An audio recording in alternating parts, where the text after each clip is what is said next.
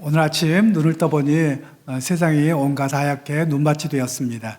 눈으로 보기에는 참 좋은데 우리가 교회를 오거나 또 운전하고 오려면 미끄러워서 좀 당황스럽기도 한 그런 시간인 것 같습니다. 동심으로 돌아가면 참 좋은데 우리의 마음은 동심만이 아니라 또 현실도 여전히 우리에게 작용합니다. 그래서 항상 이것이 어렵고 할 때도 있는 것 같습니다. 지난주에도 말씀드렸지만 지난주에는 무척 따뜻했습니다.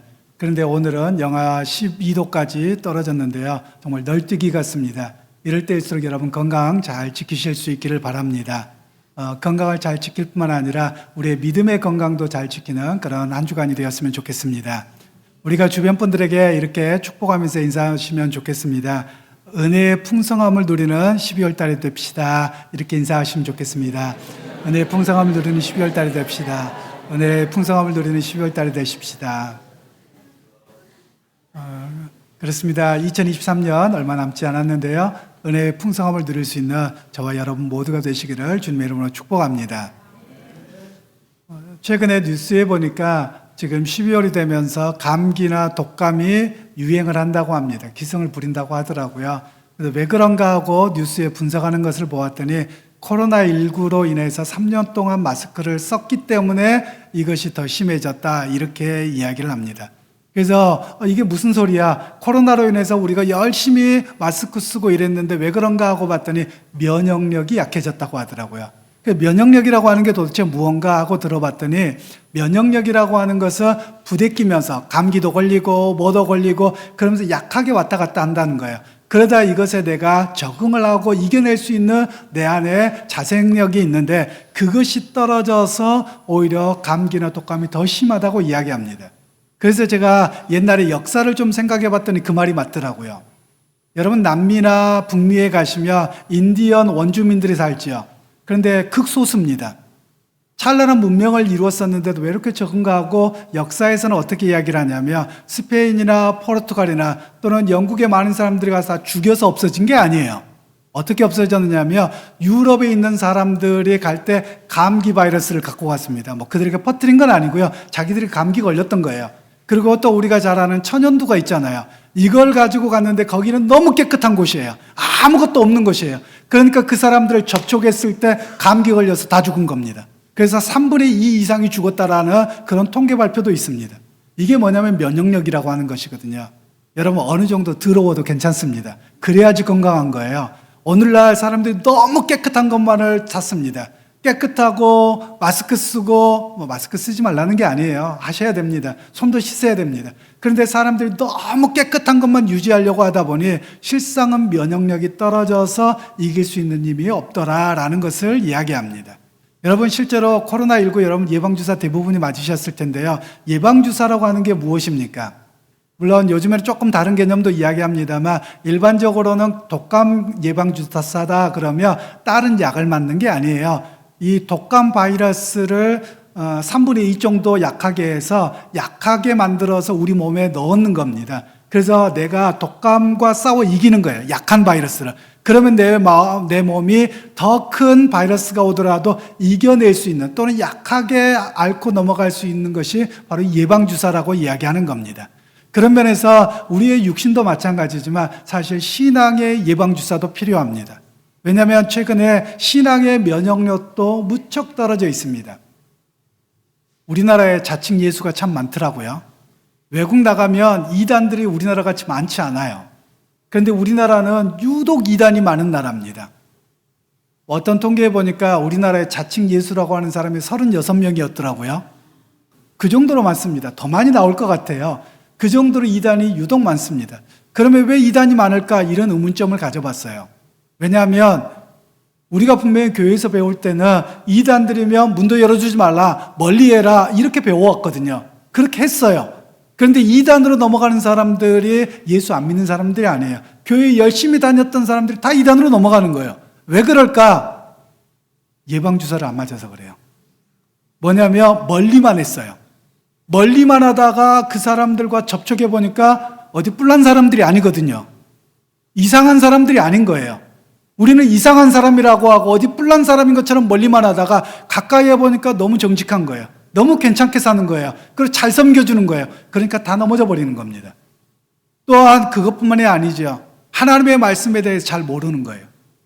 목사님이 알겠지, 그냥 설교 시간에 듣고 그냥 아멘만 하면 되지, 이렇게 하고 살아왔던 거예요. 그러니까 성경을 하나도 모르는 겁니다. 성경을 암송하는 것도 하나도 없어요. 그러다 보니 이단들은 성경을 줄줄줄 꿰고 옵니다. 그래서 성경 갖고 이야기하는데 내가 제가 낼 재능이 없는 거예요. 그러다 보니 결국 다 넘어져 버리게 된 일들이 오늘 우리 한국에서 벌어졌던 일입니다. 그런 면에서 저와 여러분들이 신앙의 면역력을 키워야 됩니다. 신앙의 예방주사를 맞아야 돼요. 그게 뭐냐면 말씀을 가까이 함입니다.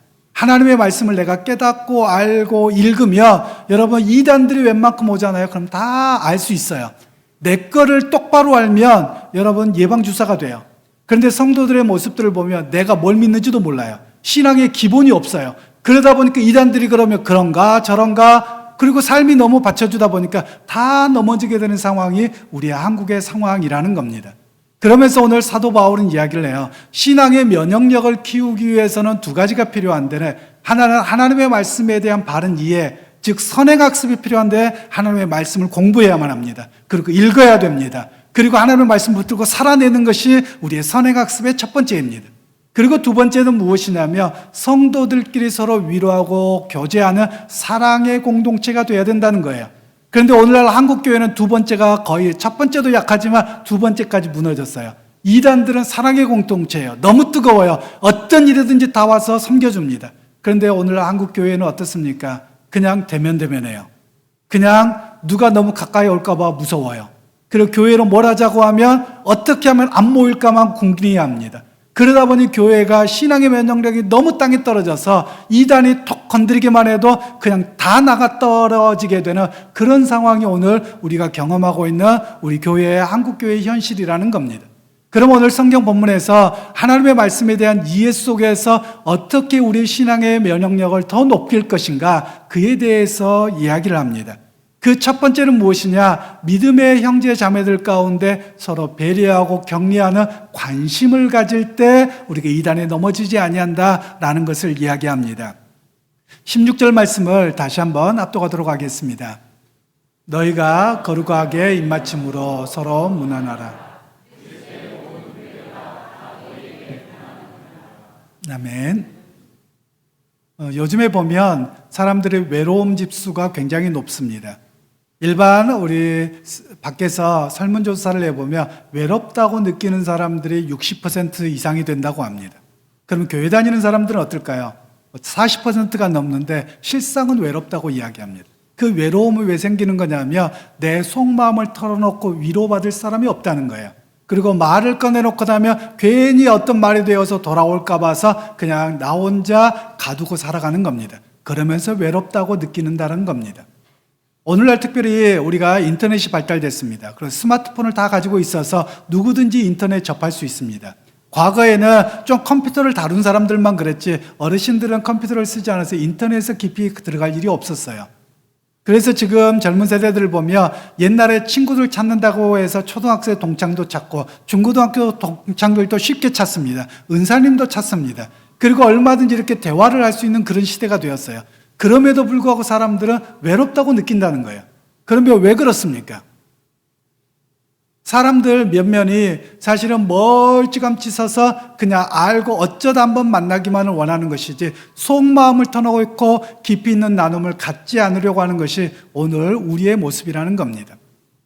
여러분 가끔 사람들을 보면서 저는 이런 뭐라고 할까요? 저 혼자 외톨이 같은 느낌이라고 할까요? 외로운 느낌하고는 다르고요. 제가 왜 그러냐면 사람들을 보면 제가 운전을 하고 다니거나 또는 가끔 서울에 올라가거나 그럴 때 기차를 타거나 전철을 타봅니다. 또는 버스도 타봅니다. 그러면 사람들이 하나같이 다 뭐하고 계신 줄 아세요? 수구려. 수구리 하고 있는 거예요. 전부 다 핸드폰만 쳐다보는 겁니다. 저는 핸드폰 안 쳐다보거든요. 제 눈을 좀 보호하기 위해서요. 책을 많이 봐야 되거든요. 그러니까 책 보기 위해서 보지 않고 있어요. 그럼 저 혼자만 이상한 거예요. 저만 이렇게 하고 있지 전부 다 수구리하고 이것만 쳐다보는 겁니다. 그뿐만이 아니더라고요. 제가 운전하고 가다가 보면 사람들이 횡단보도를 건널 때, 길을 건널 때도 앞을 보고 가지 않아요. 사람들하고 같이 가도 다 여기만 보고 갑니다. 여러분 한 가지 부탁드립니다. 횡단보도에 서 있을 때 제발 핸드폰 쳐다보지 마세요. 횡단보도 건널 때 핸드폰 쳐다보지 마세요. 엄청 사고 위험이 높습니다. 그리고 제가 교회 밑에 이렇게 내려갈 때 우회전할 때 보면은요, 이번 주에도 그래서 좀 뭐라고 좀 해드릴까 싶다가 아서라 괜히 그러다 쌈난다 이러고 말았는데요. 이렇게 서 계시는데도 보면 왜 이렇게 횡단보도 가까이 딱 도는 코너 앞에 나와 있는지 모르겠어요. 그런데 거기서도 계속 핸드폰 쳐다보고 있어요. 제가 큰 차를 가고 운전하잖아요. 그러면 사람 치기 딱 좋은 거예요. 돌면서 거기가 닿기가 쉬운 지점이에요. 그런데 많은 분들이 너무 바짝 가까이 다가와 있어요. 그래서 위험을 인지하지 못하는 겁니다. 젊은 사람만 그런 게 아니라 어르신들일수록 더해요. 어른들이 더 빨리 뛰어가려고 하세요. 제발 그렇게 하지 마세요. 여러분, 이러다 보니 사고들이 너무 많습니다. 다칠 확률들이 너무 많은 거예요. 여러분, 그래서 한번 하십시다. 좌우를 살피고 갑시다. 아멘. 여러분, 어디든지 그렇습니다. 앞만 보고 가다 보면 넘어져요. 말씀을 준비하는데 갑자기 옛날에 봤던 영화가 생각나더라고요. 2020년에 공유라고 하는 그런 연예인이 주인공이 나왔는데 부산행이라고 하는 영화였습니다. 그래서 부산행 열차를 타고 가서 아마 아이를 만나러 가는 거였던 것 같아요. 그런데 그 기차에 뭐가 생겼느냐? 좀비가 생겼어요. 그 좀비가 다 물어뜯는 겁니다. 그래서 어떻게든지 막으려고 하는데 뭐 앉아있는 사람 다 그렇죠. 왜 이 좀비 영화가 나오는 줄 아세요? 여러분, 좀비라고 하는 것은요, 사실은 사회학자들이 이야기하는 겁니다. 한국 사회가 좀비 사회예요. 좀비 사회는 뭐냐면 주변을 살피지 않고 멀리 바라보지 않고 앞만 쳐다보고만 간다는 거예요. 뭔가에 홀린 것처럼 앞만 바라보고 살아가는 사회를 좀비 사회라고 말합니다. 여러분, 어느 나라보다도 우리나라가 이 좀비 문화가 더 강한 것 같아요. 좀비 사회가 더 심한 것 같아요. 그러다 보니 뭐가 됩니까? 내 앞만 보니까 멀리 바라보지 못합니다. 내 앞만 보니까 쉽게 부딪힙니다. 내 앞만 보니까 사람과 갈등이 일어납니다. 여러분, 이런 모습들은 사실 우리가 지향해야 될 모습들이에요. 이것과 관련돼서 오늘 성경은 말씀하고 있는 겁니다. 오늘 제가 1절부터 15절까지 읽지는 않았어요. 근데 로마서에 보면 1절에서 15절까지는 사람 이름밖에 안 나와요. 누가 안부 인사한다, 누가 안부 인사한다, 계속 그 이야기를 합니다. 여러분, 이렇게 생각해 보시면 좋을 것 같아요. 사도 바울이 복음 전하고 메시지를 전해야 될 일이 얼마나 많겠습니까? 그런데 기껏 16장이에요. 16장을 기록하는데 사람 이름을 이렇게 많이 거론을 하고 있어요. 왜 그럴까요? 우리 보고 외국 발음 잘하는지 못하는지 보려고 그럴까요? 그렇지 않습니다. 그 이유가 무엇이냐면 바로 믿음의 성도들이 너희를 격려하고 응원한다는 거예요. 제가 외국에 사역하다가 참 낯설더라고요. 그게 뭐냐면 사람들의 인사법입니다. 여러분, 우리는 인사를 어떻게 합니까? 머리를 수그리잖아요. 그런데 서양에서의 원래 인사법이 무엇인 줄 아십니까? 악수하는 게 아니에요. 서양의 인사법은 가슴과 가슴을 맞대고 얼굴끼리 되는 겁니다. 그래서 어떤 나라는 한쪽만 되고요, 어떤 나라는 양쪽 되고요, 어떤 나라는 한 번, 두 번, 세 번 되고 이렇게 하는 나라들이 대부분입니다. 그런데 이 인사법이 갑자기 바뀌어집니다. 악수하는 걸로요. 왜 그런 줄 아세요? 사람들이 못돼 먹어가지고 앉다가 칼을 빼서 죽이는 거예요. 암살을 하는 거예요. 그러니까 악수법이 뭐냐? 내 손에 칼 안 들고 있습니다 라고 보여주고 인사하는 게 악수법이라고 하는 겁니다. 오늘 사도 바울은 거룩한 입맞춤으로 서로 인사하라는 거예요. 우리는 입맞춤이 인사가 아니잖아요. 그래서 만일 여러분, 제가 저 뒤에 가서 여러분 다 안아주려고 다 이렇게 해보세요. 그럼 여러분 어떻게 하겠어요? 아마 여자분들은 엉덩이 빼고 이렇게 도망가실 것 같은데요. 우리 문화가 아니라서 그렇습니다. 제가 그 브라질에서 목회를 하면서 이제 브라질 현지 목사님들을 만났습니다. 그런데 등치가 3만 분이 쫓아오는 거예요. 그러면서 그냥 인사하려고 악수하려고 했더니 쫓아오더니 그냥 덥석게 안아버리는 거예요. 그러면서 목사들끼리 형제라고 이야기하거든요. 오, 형제 반가워 이러는 거예요. 또 수염이 얼마나 이렇게 덥수룩한지요. 수염도 까칠까칠한데요. 그래서 처음에는 불편하더라고요. 그러면서 이 사람들이 인사하면서 그러는 거예요. 이러는 거예요. 뭔가 하고 봤더니 내 심장이 네 심장이라는 거예요. 너와 나와 뜨거운 심장으로 하나 된다는 거예요. 그러고 나서 자꾸 만나다 보니까요. 저도 쫓아가면 먼저 끌어안게 되더라고요. 근데 우리 한국 분들을 하기는 참 어색하더라고요. 그래서 어느 날 한국에 나올 기회가 있어서 동창들 모임이 있었습니다. 신학교 1학년 때부터 20살 때부터잖아요. 오랜 동창들이죠. 그래서 저도 모르게 찾아가서 반가워 그랬더니 친구들이 이상해 왜 이래 이러는 거예요. 그런데 외국의 삶을 경험했던 친구들은 똑같이 껴안아주는 거예요. 정말 위로가 되더라고요. 저는 우리 성도들이 이랬으면 좋겠어요. 물론 여성분들끼리는 남성 여성 하기는 조금 어렵기는 할 것 같아요. 그런데 우리가 보듬어주고 또는 격려해주는 것. 저는 매번 예배 때 끝나고 나면 저는 다 악수를 하기를 원합니다. 여러분, 예전에는 아마 남자분들이 여자에게 악수하는 게 예의가 아니고 그래서 참 조심했을 것 같아요. 그런데 저는 제가 안아주지는 못하더라도 악수하면서 격려하기를 원해요. 그게 거룩한 사랑의 입맞춤과 같은 거예요. 그래서 여러분, 우리가 교회 안에서 그랬으면 좋겠어요. 여러분, 응원하고 격려하는 우리의 모습이 되었으면 좋겠다는 말씀이에요. 여러분, 축구 경기에서 응원을 많이 합니다. 여러분, 우리나라하고 일본하고 하면 여러분 어떻게 합니까? 죽도록 응원합니다. 일본은 뭐도 지지 말라고요? 가위바위보도 지지 말라는 거예요. 가위바위보도 이기라고 하잖아요. 그런데 피파의 경기의 그 순위를 보면 우리나라가 일본보다 높습니까? 낮습니까? 많이 낮아요. 일본 따라가기가 어려워요. 그래서 객관적으로는 일본이 우리나라보다 축구를 더 잘합니다. 근데 괜히 마음 상하죠, 사실은. 그렇기는 합니다. 그런데 일본만 만나면 우리는 어때요? 어떻게든지 이깁니다. 이게 참 아이러니죠. 이게 우리의 모습이 왜 그럴까요? 우리 민족이 가지고 있는 일제의 침략에 의해서 오랫동안 아픔이 있어요. 그래서 그 한을 풀고자 해요.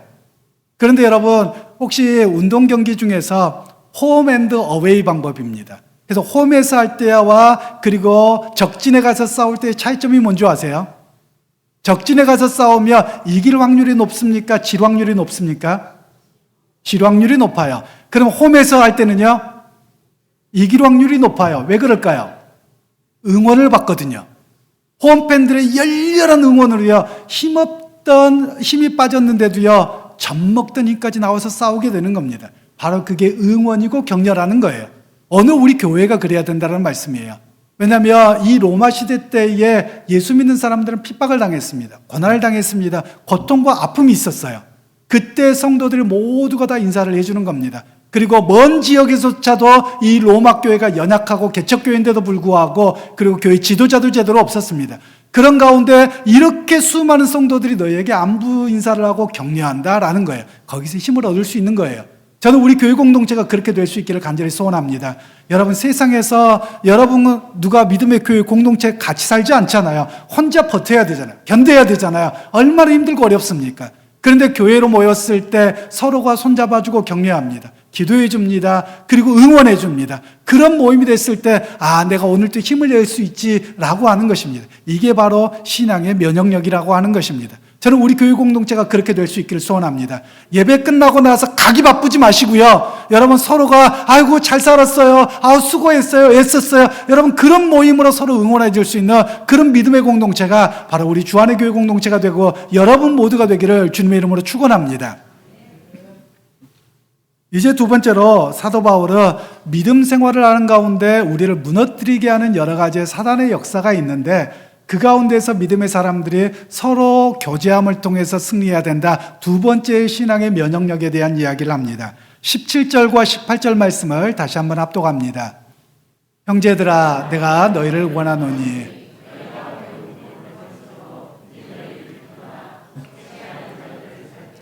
그들에게서 떠나라. 이 같은 자들은 우리 주 그리스도를 섬기지 아니하고 다만 자기들의 배만 섬기나니 교활한 말과 아첨하는 말로 순진한 자들의 마음을 미혹하느니라. 아멘. 서론에서도 말씀을 드렸습니다만 우리나라에 유독 이단들이 많다고 말씀을 드렸어요. 그런데 지금만 이단이 많았던 게 아니에요. 초대교회 시작하자마자부터 이단들이 있었어요. 그러니까 성경을 좀 공부하다 보면 이단들이 이렇구나. 이단들은 맨날 옷 바꾸고 이름 바꾸거든요. 그러니까 이단들에 대해서 많이 연구할 필요는 없어요. 내 것만 잘 알면 돼요. 그리고 성경 말씀을 잘 배우다 보면 이단들의 모습이 다 나타납니다. 사실 우리 한국교회는 이단과 거짓 예수를 만들어낼 만한 그런 모습이 있어요. 왜냐하면 초대교회 때 가장 큰 이단은 영지주의라고 하는 이단입니다. 근데 영지주의가 복잡하긴 한데요. 영지주의를 간단하게 이야기하면 그렇습니다. 기도를 많이 했더니 내가 좀 영적으로 뜨거운 거예요. 그리고 딴 사람을 봤더니 저거 악한 영들이 많이 쌓여 있네. 나는 신령한데 맨날 이런 이야기하는 사람들이 영지주의라고 하는 겁니다. 우리 한국교회도 보면 이런 사람들이 너무 많아요. 그러니까 자기가 조금만 은사가 많이 나타나면 어떻습니까? 자기가 굉장히 뛰어난 사람인 줄 알아요. 그러면서 조금 더 많이 나타나고 교회가 커지면 자기가 예수가 되는 거예요. 여러분요, 초대교회 때부터도 그랬어요. 초대교회 때도 이 영적이라는 단어를 잘 이해를 못한 거예요. 여러분, 이단처럼 그리고 우리나라의 우상 종교처럼 영적인 것을 이해해요. 영적이다, 성령이다 이런 단어는요, 우리가 기도를 많이 해서 좀 신비한 경험을 갖고 있다, 그걸 이야기하는 게 아니에요. 성경에서 영적이라는 말은 성령의 인도하심이 무엇입니까? 복음의 역사를 따라가고 믿음을 따라 살아가고 성경적 가치관을 따라 살아가는 것을 영적이라고 이야기합니다. 이런 사람이 영적인 것이지, 기도 많이 하고 돌을 닦았다고 해서 뭐가 보인다? 대부분의 보이는 것은 귀신들이 보일 겁니다. 그건 성령이 주신 거 아니에요. 그런데 그걸 특별한 것이라고 하면서 사람들을 속이고 있어요. 여러분, 이게 한국교회의 민낯입니다. 여러분, 그런 면에서 오늘 사도 바울을 통해서 우리에게 말씀하고 있는 것이 무엇이냐면 말씀으로 돌아오라는 거예요. 그러면서 이런 이단들의 거짓과 이런 것들을 속지 말라라고 우리에게 말씀하고 계시는 겁니다. 그래서 여러분에게 누가 기도해 주겠다고 오라고 하면 여러분 가지 마세요. 여러분이 기도하세요. 여러분, 내가 기도해야 될 모습이지 누구한테 기도받고 뭐하고 왜 합니까? 그리고 교회 공동체가 함께 기도해야 될 일들이죠. 그런데 우리는 뭔가가 뭘 가졌다더라, 뭐 했다더라, 어디서 예언의 은사한다더라. 저한테 오세요. 제가 다 맞춰드릴게요. 넷 중에 하나잖아요. 건강에 문제가 있든지, 자식에 문제가 있든지, 배우자에게 문제가 있든지, 그리고 또 하나 뭐가 있을까요? 뭐 경제에 문제가 있든지, 넷 중에 하나잖아요. 그럼 자기가 다 말해요. 그래놓고 어쩜 그렇게 용하게 맞히느냐고. 대부분의 사람들이 그러잖아요. 여러분, 무당들하고 똑같아져 가고 있어요. 여러분, 이런 사람들 쫓아다니지 마십시오. 여러분, 하나님은 우리와 동행하세요. 여러분, 하나님의 뜻 우리는 압니다. 하나님의 뜻 찾아다니지 마세요. 하나님의 뜻은 복음을 따라서 믿음을 순결하게 살아가는 것이 하나님의 뜻입니다. 그리고 나서 여러분, 이쪽에 투자할까요? 저쪽에 투자할까요? 하나님 안 가르쳐 주세요. 여러분이 잘 분석해서 믿음으로 하시면 되는 거예요. 그런데 맨날 그런 거 쫓아다니는 거예요. 여러분, 그런 사람들이 기도 많이 했다고 하는 사람들 하는데 이게 바로 초대교회 이단이었던 영지주의예요. 그런 이단이 오늘 한국교회에 판을 치고 있단 말이에요. 그러니까 여러분, 그런데 속지 말기를 간절히 소원합니다. 그리고 또 하나의 문제는 뭐냐면 도덕 폐기론자들이 있었어요. 도덕 폐기론자들은 뭐냐면 예수 믿고 우리가 다 하나가 됐대. 그러니까 우리 세상법 지킬 필요도 없어. 그리고 그냥 우리가 아무렇게나 살아도 돼. 이런 사람들이 도덕 폐기론자들이에요. 바로 이런 것에 대해서 하나님이 세우신 질서가 있다는 거예요. 그래서 하나님의 세우신 질서를 함부로 무시하지 말아야 된다라는 것을 이야기합니다. 그리고 또 하나의 이단은 유대교로 회귀하는 겁니다. 왜냐하면 예수님이 유대인으로 오시지 않았느냐? 구약의 그 당시에는 신약 성경이 없었어요. 구약 성경밖에 없잖아요. 그러니까 설교를 하고 성경을 보면 맨날 구약 이야기만 하는 거예요. 그러니까 유대교로 자꾸 가게 되는 거예요. 그래서 뭐까지 이야기해요? 피제사 회복을 이야기하는 거예요. 여러분, 오늘 한국교회에 이런 이단들이 너무 많아요. 아니, 이단이라고 정죄해야 되는데 이단이라고 정죄를 안 해서 큰 문제예요. 교회 안에서 나중에 이스라엘을 봐라. 이스라엘을 저렇게 회복돼 가고 있고 뭐하고 있으니까 거기에 성전을 세워지고 거기에 피제사가 회복된다. 여러분, 이런 상이단이 어디 있어요? 여러분, 예수님의 피로 완성되었어요. 예수님의 피보다 여러분 6월절에 양의 피가 더 값어치가 있습니까? 말도 안 되는 소리인데 한국교회가 이런 이야기를 하고 있다는 말씀이에요. 여러분, 그런 거짓에 속지 말기를 간절히 소원합니다. 여러분, 예수의 피밖에 없습니다. 우리 찬양에도 있잖아요. 구원받을 이름은 예수의 피밖에 없어요. 그리고 하나님의 독생하신 그분이 이 땅에 오셔서 자기를 희생하여서 피 흘려주셨는데 여러분, 웬 제사의 회복이 나옵니까? 유대교로 회귀하려고 하는 거짓 복음에 속지 않는 여러분들이 되기를 소원합니다. 그리고 어떤 이들은 또 뭐 그런 이야기도 하더라고요. 뭐 피를 발라야 된다, 뭘 해야 된다, 별 온갖 거짓들을 말해요. 여러분, 다 거짓된 것이에요. 이것을 얼마나 오늘 한국교회를 속이고 있는지, 그리고 한국의 목사들도 마찬가지예요. 제가 지난 주간에 어떤 분에게 영상을 받았습니다. 내용은 볼 가치가 없어서 안 봤어요. 제목이 뭔지 아세요? 이스라엘과 하마스의 전쟁이에요. 그런데 이스라엘과 하마스의 전쟁인데 튀르크, 옛날에 터키죠. 터키의 국회의원이 막 이스라엘 비난하다 그 자리에 심장마비 일으켰다는 거예요.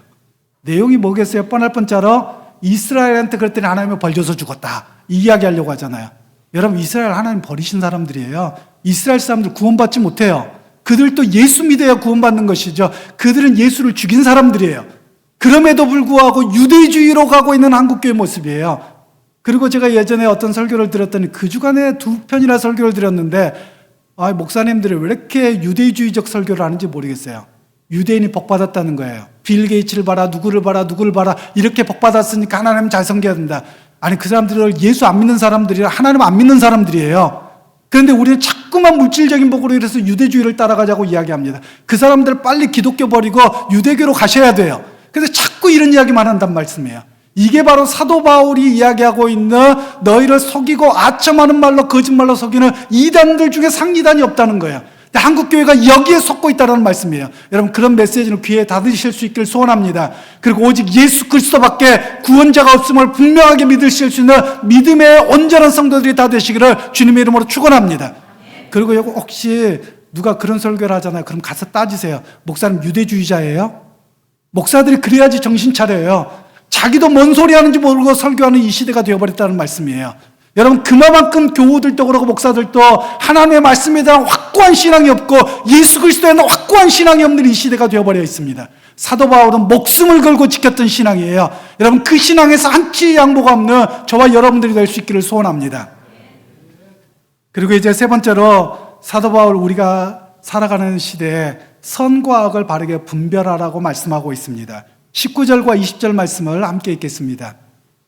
너의 순종함이 모든 사람에게 들리는지라.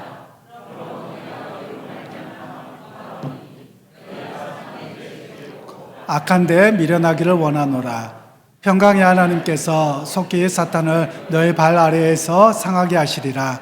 우리 주 예수의 은혜가 너희에게 있을지어다. 아멘. 오늘 사도 바울은 선한 데는 지혜롭고 악한 데는 미련하라, 이렇게 말씀합니다. 이 말이 조금 어렵기는 한데요. 우리는 지혜라는 단어와 선한다, 악한다는 단어를 굉장히 주관적으로 해석합니다. 그런데 오늘 먼저 지혜라는 말을 한국 사람들은 약삭 발음으로 이해해요. 저 사람 지혜로워 그러면 분명히 문제가 생길 건데 약삭 빠르게 빠져나갔으면 지혜롭다. 여러분, 그건 지혜로운 게 아니에요. 악한 거예요. 성경에서 지혜라는 말은 소피아라고 하는 단어입니다. 이 소피아라는 단어는 원래 어떤 뜻이냐면요, 지식이 익숙해져 있는 거예요. 우리 한국 사회는 굉장히 잘못된 게 있어요. 그게 뭐냐면 어떤 사람은 좀 많이 압니다. 그럼 뭐라고 해요? 저 아는 척 하네. 지식 갖고 뭐가 볼 일 있어. 맨날 이런 이야기를 하거든요. 아주 나쁜 버릇이에요. 왜냐하면 지식에 대한 이해를 정보로 이해해요. 근데 원래 지식이라는 말은 뭐냐면 내가 뭘 노력을 해서 배웁니다. 그리고 그 배운 것이 자신의 정체성을 갖게 만들고 삶의 태도를 만들게 합니다. 그걸 지식이라고 하는 거예요. 그래서 그것이 지식의 삶으로 나타나는 것이 지혜라는 거예요. 내가 배우고 그것을 깨달아서 내 삶의 중심으로 여기고 그것이 습관화가 되어져서 나오는 모습이 지혜라는 거예요. 그런데 우리는 배운 것 따로 삶 따로예요. 그러니까 잘못된 지식이고 잘못된 지혜지요. 그래서 오늘 지식이라는 말과 지혜라는 말은 사실은 같은 데서 나온 단어예요. 그래서 여기서 지혜롭다라는 말은 어떤 뜻이냐면 하나님의 성품을 이야기할 때 씁니다. 그리고 사람의 본성과 성품을 이야기할 때 소피아라는 단어를 써요. 이게 뭐냐? 여러분, 사람을 어떻게 보면 압니까? 성품을 어떻게 보면 압니까?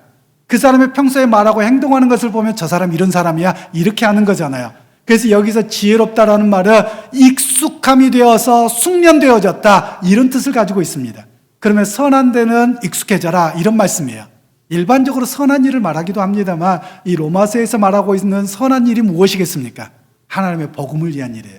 믿음을 따라 사는 일이에요. 그래서 복음과 말씀을 따라 살아가는 일에 익숙해지고 훈련되고 그것대로 살아가야 되는 일이 우리의 일이다라고 말씀하는 겁니다. 그리고 악한 데는 미련하라라고 말합니다. 우린 미련하다가 저 미련 곰탱이 이러잖아요. 이런 뜻이 아니에요. 원래 뜻은 순결해라, 순수해라, 이런 뜻입니다.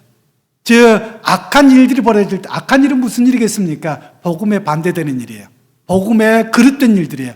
여기에 대해서는 신앙의 순결함으로 지키라, 이렇게 말씀하고 있는 겁니다. 여러분, 신앙의 순결함을 결코 잃어버리지 않는 여러분들이 되기를 소원합니다. 예수 그리스도에 대한 신앙, 오직 믿음으로 구원을 받는 이 순수한 신앙, 예수의 신앙을 여러분 잃어버리지 않는 저와 여러분들이 되기를 원해요. 그러면서 사도 바울은 오늘 우리에게 말씀합니다. 주님에 대한 순수한 신앙을 가질 때 신앙의 면역력이 생긴다는 거예요. 그리고 하나님의 선한 복음의 역사를 자꾸 하다 보면 기대하고 되고 그리고 그 일을 쫓아 살아가게 됩니다. 이게 바로 신앙의 면역력이라고 이야기하는 겁니다. 여러분, 오늘 여러분을 세상은 끊임없이 속일 겁니다.